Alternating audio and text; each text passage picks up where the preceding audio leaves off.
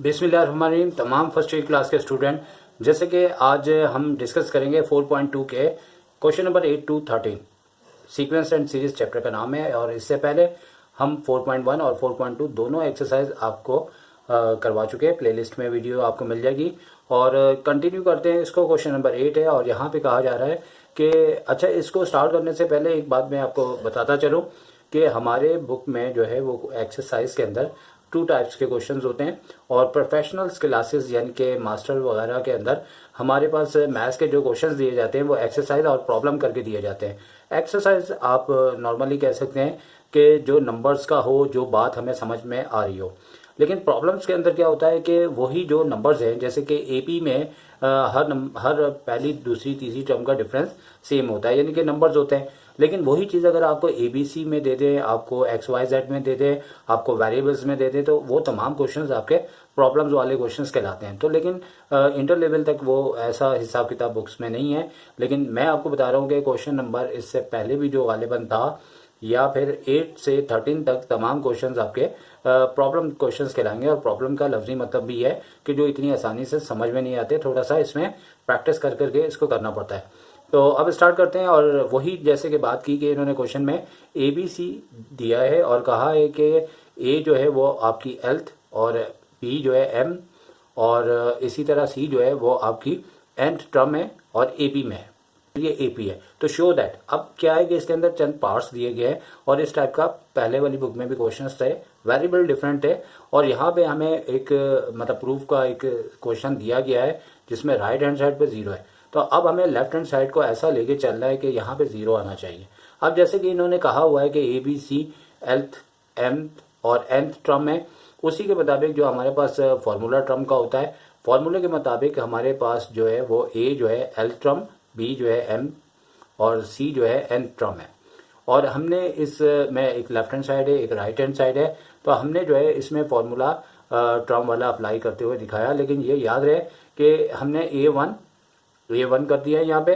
और क्यों हमने ए1 किया है, और इसीलिए हमने ए1 किया है कि हमारे क्वेश्चंस के अंदर जो है वो ए का जिक्र दिया गया है। और जब ए का जिक्र किया जाए तो हमें अपने फॉर्मूले के वेरिएबल्स को थोड़ा सा चेंज कर देना चाहिए, वरना आप इसको हैंडल नहीं कर सकेंगे।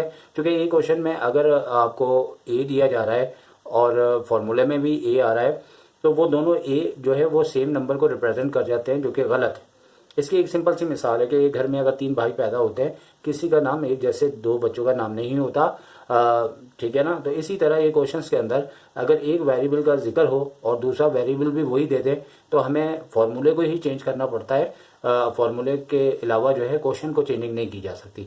तो हमने करना क्या है कि यहाँ पे ए बी सी तरतीब के लिहाज से स्टार्टिंग 3 टर्म्स है और फॉर्मूला हमें ए का एक फॉर्मूला अप्लाई करते हुए एन की जगह एल, फिर यहाँ पे सेकंड चुके बी जो है वो एम टर्म थी, जबकि हमारे पास जो है वो आपके पास जैसे यहाँ पे लेफ्ट मतलब इस जानिब हमने फार्मूला लिखा हुआ है, लेकिन जैसे कि ए को ए1 यहाँ पे हमने लिख दिया है और इसी तरह बी इस वाले ए को भी ए1 लिखा है। बाकी ये है कि सिर्फ और सिर्फ ए जो है फर्स्ट टर्म में डी आपका कॉमन डिफरेंस है और एल एम एन का जो है डिफरेंस आ रहा है और डी जो है वो दोनों से मल्टीप्लाई होने के बाद आपके पास ये पोजीशन आएगी। अब हम कह सकते हैं कि ए की जो हमारे पास रिलेशन बना है बजरिया फार्मूला, ये है, बी का ये है, सी का ये है। अब हमें क्वेश्चंस जो कि एक काफ़ी लंबा क्वेश्चन दिया गया है, तो ए बी और सी उसकी जगह जो हमने ये फार्मूला बनाए हैं उसकी जगह उसकी वैल्यू रख देंगे। लेकिन चूंकि यहाँ पे मैंने इसको मल्टीप्लाई तो कर दिया था, लेकिन यहाँ पे जो है हमने पहले तो क्वेश्चन उतारना है और क्वेश्चन उतारने के बाद अब आगे सिलसिला यह है कि हमने उनकी जगह वैल्यूज़ रखी है, जैसे आप और से देखें। और क्वेश्चंस को हम फुर्सत में एक्स्ट्रा टाइम देते हुए सॉल्व कर लेते हैं। यानी कि यहाँ फार्मूला ए का, यहाँ पे बी का, यहाँ पे सी के लिहाज से आ रहा है। फिर सिंपल ये है कि ये आपके पास 2 ब्रैकेट है। आपको पता है छोटी क्लासेस से कि एम और एन को इन दोनों ब्रैकेट से बारी बारी मल्टीप्लाई करेंगे और यहाँ पे भी ऐसे ही होगा, यहाँ पे भी ऐसा होगा। लेकिन एक अच्छी प्रेजेंटेशन के लिहाज से ऐसा बहुत बेहतर हो जाएगा कि अगर आप इन दोनों ब्रैकेट को सॉल्व करें और सॉल्व करने के बाद जैसे मैंने यहाँ दिखाया है कि एक ही लाइन में इसे कंप्लीट कर दें और इसको भी इसी लाइन में कंप्लीट कर दें और इसको भी इसी लाइन में कंप्लीट कर दें। अब जैसे ही हम कंप्लीट करेंगे तो हमारे पास कुछ इस तरह का सिलसिला बनेगा कि यहाँ पे कैंसिल हो जाएंगे, सारे कैंसिल हो जाएंगे। और किस तरीके से कैंसिल होंगे कि आप यहाँ, तो LDM ये भी हमें नज़र आ रहा है, यहाँ पे भी नज़र आ रहा है जो कि कट गया, और इसी तरह LDN यहाँ पे भी नज़र आ रहा है और इधर भी नज़र आ रहा है।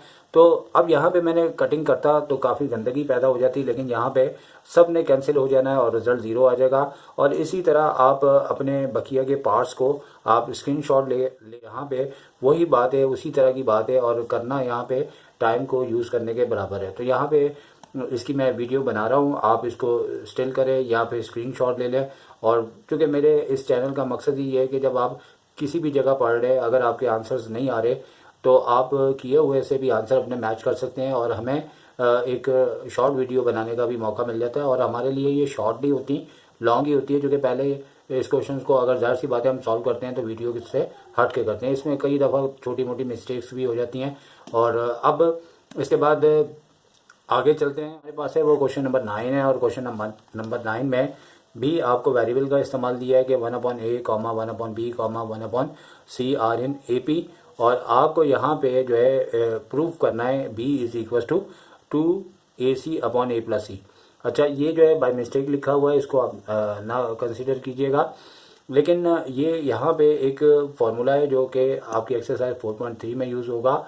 आप चाहे तो उससे भी कर सकते हैं, लेकिन चूंकि वो 4.3 में दिया है तो यहाँ पे ये शक्ल लाने के लिए याद रखें कि हमारे पास ये तीनों टर्म का डिफरेंस जो है वो AP में सेम होता है। तो यही कॉमन डिफरेंस को ऐसे लेना है कि T2 minus T1 is equal to T3 minus T2। तो अब T1 ये है, T2 T3, ठीक है। और याद रहे कि आदतें वही पुरानी और बुक है आपकी नई। अब नई बुक में इसको A2 का है, इसे A1 कहेंगे, इसे A3 कहेंगे, इसे A2 कहेंगे। यहाँ पे अब ये है कि आप T2 को बेहतर है कि A2 माइनस A1 करके लिखिएगा। और जैसे कि ये T1, T2, T3, अब देखिए टर्म्स बोले तो T से ही आता है, लेकिन यहाँ पे आप पता नहीं नई बुक में उन्होंने A1, A2, A3 कर दिया हुआ है। उसी के लिहाज से हमने सेकंड टर्म की जगह सेकंड टर्म की वैल्यू, फर्स्ट टर्म की जगह फर्स्ट, और इधर थर्ड टर्म और इधर सेकंड टर्म रखा। इधर हमने एलसीएम लिया तो A और B एलसीएम आया, इसी तरह इधर भी B और C एलसीएम आया। B से B कैंसिल हो गया, और कैंसिल होने के बाद C जो है इन दोनों से मल्टीप्लाई होगा, और A जो है क्रॉस मल्टीप्लाई होते हुए इन दोनों से मल्टीप्लाई होगा। जैसे ही मल्टीप्लाई होगा तो यहाँ पे हमारे सामने जो हमारा प्रूफ की रिक्वायरमेंट थी, अब जैसे यहाँ पे AC है, इस जानिब आ चुका है और 2AC बन चुका है, और यहाँ पे जैसे AB और BC को पहुँचा दिया गया, और यहाँ से B जैसे कॉमन लिया है, चूँकि हमने इस शक्ल को देखते रहना है, और देखते हुए B जैसे कॉमन लिया है तो 2AC हमारे पास ये रहा, और A+C नीचे है तो हमने A+C को नीचे जैसे भेजा तो हमारे पास ये प्रूफ्ड हो गया। अब बारी है क्वेश्चन नंबर 10 की, और 10 क्वेश्चन मैं देख रहा था कि इसके अंदर, और इसको देखा गया है, इसको चेक किया गया है, तो इसमें प्रॉब्लम ये आ रहा है कि इसमें क्वेश्चन में थोड़ी बहुत मिस्टेक्स है। अब यहाँ पे सिलसिला इस तरीके से कि बात बहुत डिटेल में भी की जा सकती है कि इस क्वेश्चन की गलती भी हम एक टेक्निक से पता कर सकते हैं, लेकिन क्योंकि अभी हमें इसका सोल्यूशन चाहिए, और यहाँ पे क्वेश्चन बहुत लाइट लिखा हुआ है, अगर आप चाहें तो अपने कर लें, आप बुक से देख लीजिएगा।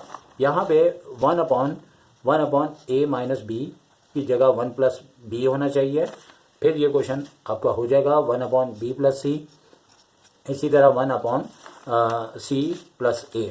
अगर इस तरह का हमारे पास वैल्यू होती है, और हमें इससे जो प्रूव करना है वो है आपका जो टू प्रूव है, वो क्या करेंगे, इसको टू प्रूव a+c दिया हुआ है, और उसके बाद यहाँ पे नीचे a-b दिया हुआ है। इसी तरह इक्वल्स टू के बाद आपको a+b दिया हुआ है, और याद रहे कि इस क्वेश्चन में जो वैल्यूज़ हमें माइनस में दी है उससे इसका आंसर नहीं आ पा रहा। तो अब इसको हम कंटिन्यू करते हैं। तो यहाँ पे भी देखें कॉमन डिफरेंस वाला सिलसिला है कि कॉमन डिफरेंस जो है वो लेना है हमें T2 minus T1 is equals to T3 minus का T2। तो T2 हमारे पास ये वाली टर्म है, तो यहाँ पे 1/b+c आ चुका है, और ये हमें प्रूव करके लेके आना है, और इसमें हम माइनस करेंगे फर्स्ट टर्म को, यानी कि 1/a+b। इसी तरह से इस जाने भी आपके पास थर्ड जो टर्म है 1/c+a है, और माइनस होगी सेकेंड टर्म यानी कि 1/b+c। तो अब यहाँ पे जो है वो एलसीएम अगर हम लेते हैं तो यहाँ पे b+c एलसीएम आ जाएगा, और इसी तरह a+b यहाँ पे आ जाएगा। तो यहाँ से ये कट होने के बाद 1 से a+b मल्टीप्लाई होगा तो जाहिर सी बात है वही आएगा, लेकिन यहाँ पे साइन ने चेंज होना है, और a+b तो कैंसिल हो जाएगा, यहाँ पे b+c आ जाएगा। यही प्रोसेस यहाँ पे इसी टर्म्स के वेरिएबल्स को देखते हुए यहाँ पे एलसीएम बी प्लस सी आएगा, तो यहाँ पे बी प्लस सी आया और माइनस ब्रैकेट के बाहर और सी प्लस ए अप्लाई कर दिया। अब आप ये देखें कि नीचे हमारे पास जो है वो यहाँ पे बी प्लस सी है, तो यहाँ पे भी बी प्लस सी है, तो ये दोनों कैंसिल हो जाएंगे। अब फर्दर आगे चलाते हैं तो माइनस अंदर की साइन चेंज करेगा, और एक्चुअली यही प्रॉब्लम हमारे पास आ रहा था जिसकी वजह से ये क्वेश्चन दूसरे तरीके से नहीं हो पा रहा था कि इनको कैंसिल होना चाहिए था। और इसी तरह सी प्लस ए जो यहाँ पे आ रहा है, तो यहाँ पे भी आपका इंशाल्लाह सी जो है वो कैंसिल हो जाएगा, और सी जैसे ही कैंसिल हुआ तो अब जो पोजीशन आ रही है ए माइनस सी, ए प्लस बी और इक्वल्स टू के बाद आपके पास आ रहा है बी माइनस का ए और सी प्लस का ए। अब सी प्लस का ए जो है हमारे पास आ रहा है, ठीक है। अब हमें लेके आना है बुक का आंसर, और बुक के आंसर में यहाँ पे देखें ए प्लस सी ऊपर है, तो यहाँ से इसको इधर शिफ्ट कर देंगे ए प्लस सी, और यहाँ पे बी माइनस ए, जबकि प्रूफ में ए प्लस बी है तो ये यहाँ से शिफ्ट हो जाएगा इधर, यानी कि इसको यहाँ से इस साइड और इसको यहाँ से इस साइड ले आना है, और ये जो बी माइनस ए वो नीचे आ जाएगा यहाँ पे, और इसी तरह यहाँ पे जो ए माइनस सी है ये आ जाएगा ए माइनस सी। तो इसमें एक इशू ये आ रहा है कि हमारे पास ऊपर वाले तो मैच हो गए, लेकिन नीचे वालों की साइनें अपोजिट है। तो मैथ्स के अंदर ये होता है कि जो भी काम करते हैं बोथ साइड करते हैं, तो हमने करना क्या है कि यहाँ पे भी माइनस से इसको मल्टीप्लाई कर देना है, डिनोमिनेटर को नहीं, डिनोमिनेटर को करना है, न्यूमिनेटर को नहीं, ठीक है ना। तो यानी कि अगर हम चाहते हैं तो ये लिख देते हैं कि मल्टीप्लाई माइनस बोथ डिनोमिनेटर, ठीक है, चाहे तो आप लोग लिख लीजिएगा, क्योंकि यहाँ पे डिनोमिनेटर जो है नीचे वाला और न्यूमिनेटर ऊपर वाला होता है। और याद रखें कि जब हमारे पास न्यूमिनेटर भी होता है और डिनोमिनेटर भी होता है, तो इस सूरत में आप यूँ समझ लें कि एक घर की दो मंजिल होती हैं, ऊपर अलग फैमिली और नीचे अलग फैमिली है। अब ये माइनस कई बच्चे समझते हैं कि ऊपर वाले से भी होना चाहिए, ऐसा नहीं है। माइनस एक है, या तो नीचे मल्टीप्लाई होगा या ये माइनस ऊपर मल्टीप्लाई होगा, और इसी तरह यहाँ पे भी ऐसे ही है। हम चाहते तो मतलब अगर हमारा ऐसा इशू आता कि इसकी साइन में प्रॉब्लम नहीं होता, ऊपर होता, तो एक माइनस ऊपर यहाँ लगा देते, इसके बजाय बात वही थी इधर लगा देते। या ये भी हो सकता था कि यहाँ की साइन अपोजिट होती और यहाँ पे होती, तो एक ऊपर लगा देते एक नीचे लगा देते। क्योंकि देखिए जो रूल्स होते हैं मल्टीप्लाई के वही डिवाइड के होते हैं, माइनस प्लस माइनस होता है, या ऊपर माइनस हो नीचे प्लस हो तो माइनस प्लस माइनस होता है, तो कोई इशू नहीं होता। तो लिहाजा इस क्लास में अगर आप पहुँचें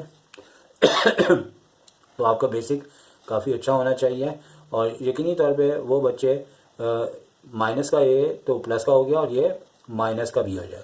इसीलिए मैं क्वेश्चन सॉल्व कर लेता हूँ, चूँकि जाहिर सी बात है कुछ आई साइड का भी प्रॉब्लम होता है, और कुछ जो है वो जाहिर सी बात है राइटिंग भी थोड़ी सी गंदी हो जाती है, तो जिसकी वजह से प्रॉब्लम होता है। तो अब आप ये देखें कि पूरा का पूरा ये दोनों सेम हो गए।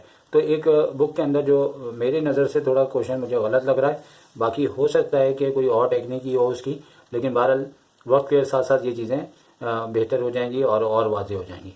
तो नंबर 11 पे आ जाते हैं, जो कि बहुत ही लंबी स्टोरी दी गई है, और इसे मैं मुख्तसर करते हुए आपको समझा दूंगा कि मतलब कि जैसे हमारे पास कोई मतलब कि जैसे 12 मीटर एक चीज़ बनाई गई है, और उसके बाद 24 मीटर बनाई गई है, और उसके बाद जो है वो 36 मीटर बनाई गई है।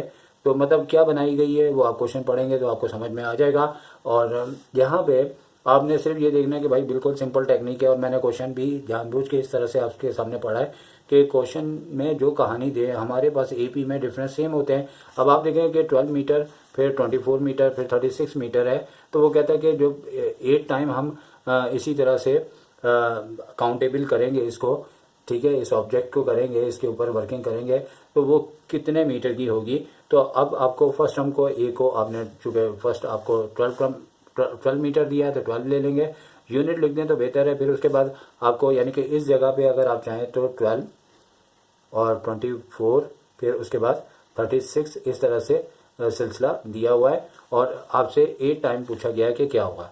अब यहाँ से डी लिया, सेकंड टर्म में से फर्स्ट को लेस किया, और फॉर्मूले में हमें डी और ए दोनों चाहिए होते हैं, और एन हमें 8 दिया हुआ है, तो फॉर्मूले को यूज़ करते हुए ए को 12 एन को 8 और डी को 12 का डिफरेंस आ रहा है, चूँकि 12 आपका मीटर में इजाफा हो रहा है। तो जैसे ही हमने कैलकुलेट किया तो 96 मीटर हमारे पास आंसर आ गया, जो कि ऑब्जेक्ट था, और उसको हमने नोट कर लिया। इस क्वेश्चन के अंदर, क्वेश्चन नंबर 12 के अंदर उन्होंने ये कहा है कि एक मैन है जो कि डिपॉजिट करता है 13,000 रुपीज़ बैंक के अंदर, फिर उसके बाद फर्स्ट मंथ में करता है, फिर सेकंड मंथ में जो है वो 14,500 यानी कि 1,500 ज़्यादा करके करता है, वही उसका डिफरेंस आ रहा है। फिर उसके बाद 16,000 है यानी 1,500 वो इंक्रीज़ करता जा रहा है। तो आपसे ये कहा जा रहा है कि आप बताएं कि जो है एंड ऑफ द ईयर वो जो है वो कितना, यानी कि मतलब एंड ऑफ द ईयर यानी कि एक तरह से 12 मंथ में वो कितने पैसे बैंक में जमा करवाएगा। तो इस क्वेश्चन को प्रैक्टिकल लाइफ के अंदर इसकी थोड़ी सी क्वेश्चन बना के दिया जा रहा है। तो हमने वही फॉर्मूला यूज़ करना है और फर्स्ट हम हमारी 13,000 है, फिर सेकंड में से फर्स्ट को लेस किया और 1,500 रुपीज़ आ रहे हैं, और जो यूनिट हो वो उसको मेंशन करते हैं तो बेहतर है, रुपीज़ है। और 12 मंथ यानी कि आपका जो 12 मंथ है ईयर का एंड 12 मंथ लेंगे और इसके लिहाज से फॉर्मूले को अप्लाई करते हुए अब यहाँ पे कुछ पेंसिल से वर्किंग हुई है जो रफ करना गालिबन मुझे याद नहीं रहा, और यहाँ पे हमने ए और n-1 और डी की जगह हमने यहाँ पे वैल्यूज़ को रख दिया। और रखने के बाद आपके पास रुपीज़ कितने आ गए, रुपीज़ 29,500 रुपीज़ आप 12 मंथ को देंगे और यही आपका आंसर हो जाएगा। और 13 क्वेश्चन भी कुछ इसी तरह से, और इस तरह के क्वेश्चन कॉमर्स में बहुत ज़्यादा दिए जाते हैं। लेकिन यहाँ पे इस तरह है कि एक बॉय है वो सेव कर रहा है 200 at the end of the first week, और उसके बाद उसका जो इसी तरह इंक्रीजिंग वो सेविंग कर रहा है, फिर 25 उसमें इंक्रीज पैसे करता जाता है। यानी कि अगर फर्स्ट मंथ में 200 कर रहा है, फर्स्ट वीक में सॉरी, तो नेक्स्ट वीक में वो 25 इसमें और ज़्यादा इंक्रीज कर देता है। यानी कि एक तरह से आपकी सेकेंड टर्म 225 बनेगी और 25 आपका कॉमन डिफरेंस है। और आपसे कहा जा रहा है कि बताओ कि मतलब वो कितने वीक में 2000 जो है वो अमाउंट इसको कर लेगा। तो इसमें आपको जो है एक तरह से ये ए एन यानी कि लास्ट टर्म आपको दी हुई है, यहाँ ए एन जब टर्म्स पता करनी हो तो ए एन इसको लेते हैं। ए जो है फर्स्ट टर्म है जो कि 200 है और डी कॉमन डिफरेंस है, और इसी तरह जो है ए एन यानी कि 2000 का ही हम पता कर रहे हैं कि एन कितना आएगा। तो अब सिलसिला ये हुआ कि इसका सोल्यूशन है, फार्मूले में वैल्यू रख दी और एन हमारी रिक्वायरमेंट है। और इसी तरह से जैसे हमने वैल्यू रखी है तो आप देखें कि 25 जो है वो दोनों नंबर से मल्टीप्लाई हुआ। फिर उसके बाद हमने कांस्टेंट को एक साथ करते हुए कांस्टेंट को फाइनली लेके आना, और लेफ्ट पे आपके पास सिर्फ n रह जाएगा, जो 25 मल्टीप्लाई हो रहा है वो डिवाइड होगा। तो इसका मतलब है कि 23 आप वीक के अंदर जो है वो अपने अमाउंट को कितना कर लेंगे, 2000। तो इस तरह से कंप्लीट हो जाती है आपकी एक्सरसाइज 4.2। तो इसी के साथ इजाज़त चाहेंगे। टेक केयर, अल्लाह हाफिज़।